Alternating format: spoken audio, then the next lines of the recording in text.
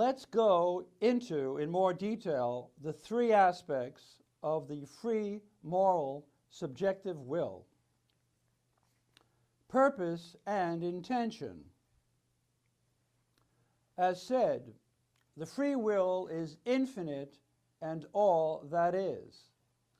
As a moral, subjective will, as a moral subject, I know that I am absolutely free, hence absolutely free in everything I do, which implies that I can either do good or evil.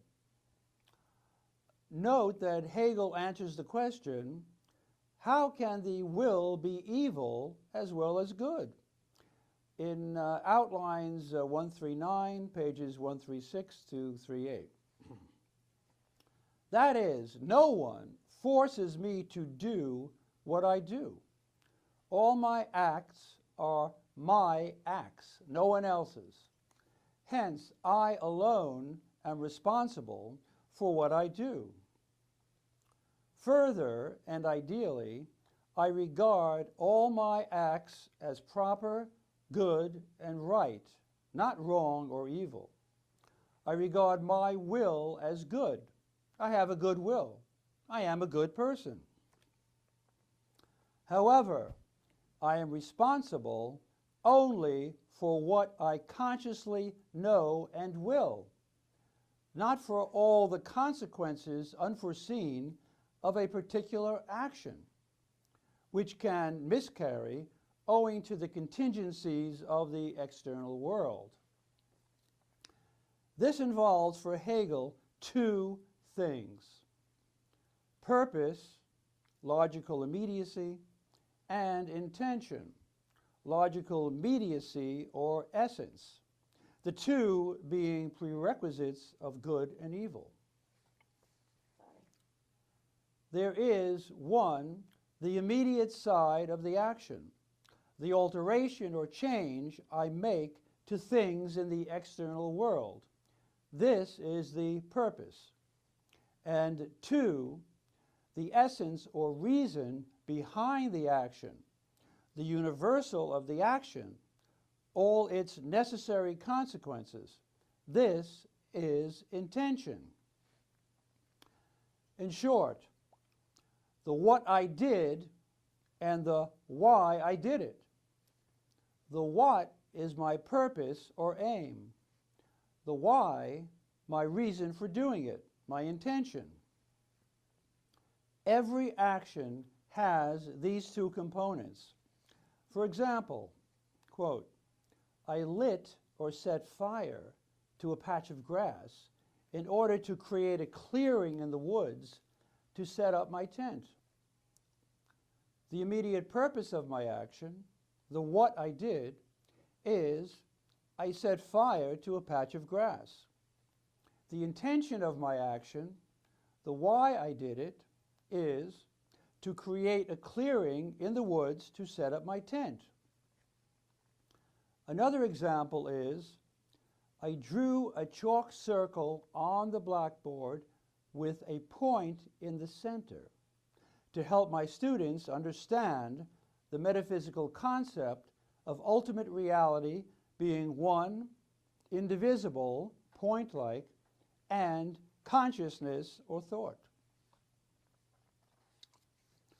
The main point here is this: the action's purpose alone is not enough to remove the appearance of wrongdoing on my part.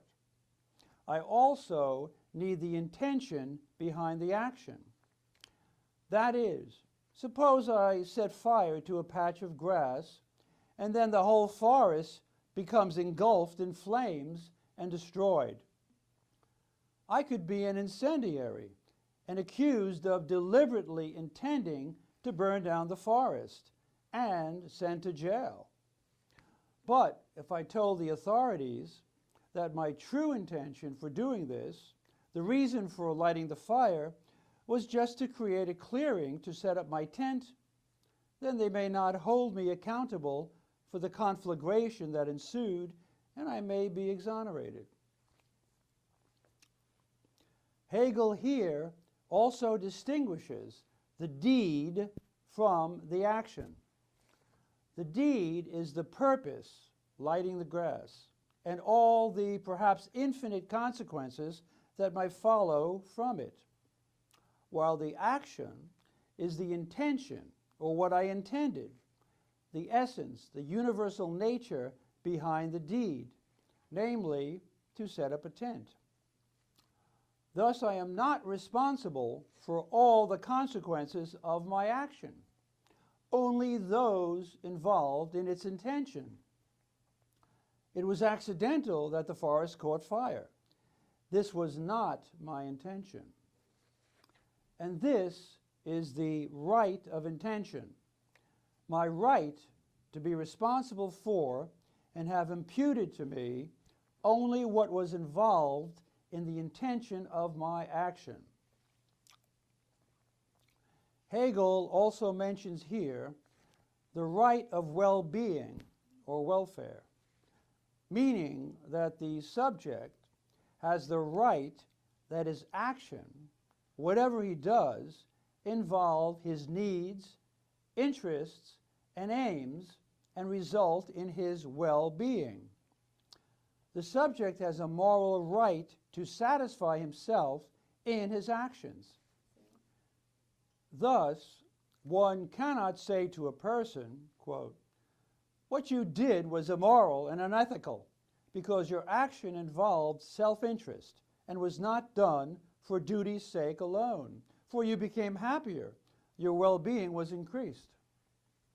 Indeed, Hegel holds that it is both empty and pernicious to say that, quote, "because subjective satisfaction is present, as it always is when any task is brought to completion, it is what the agent intended to secure, and the objective end was in his eyes only a means to that."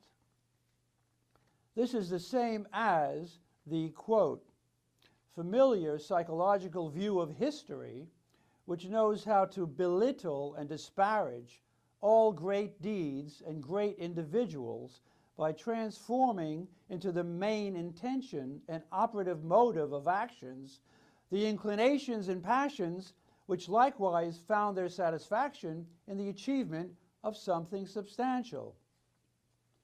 Thus, it is moral to seek your self-interest, your well-being, and your actions.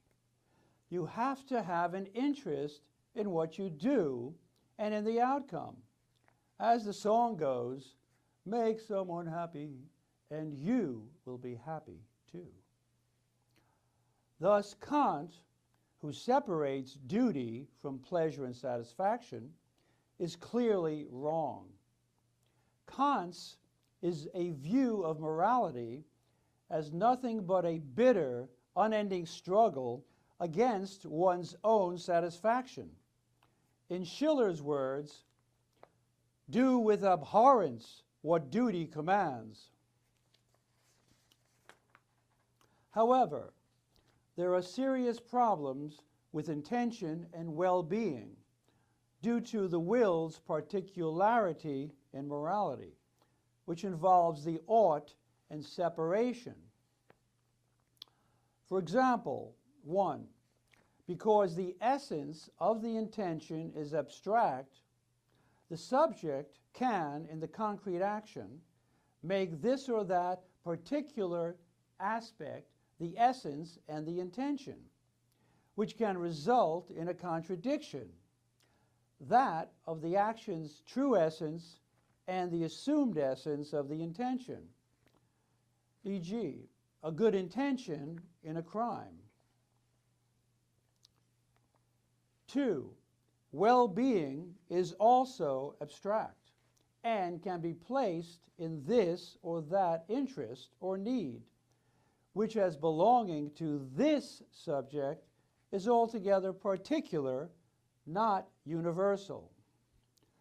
The truth of these particularities, however, is simply the content of the universal absolute will, namely the good, which is the absolute final aim of the world.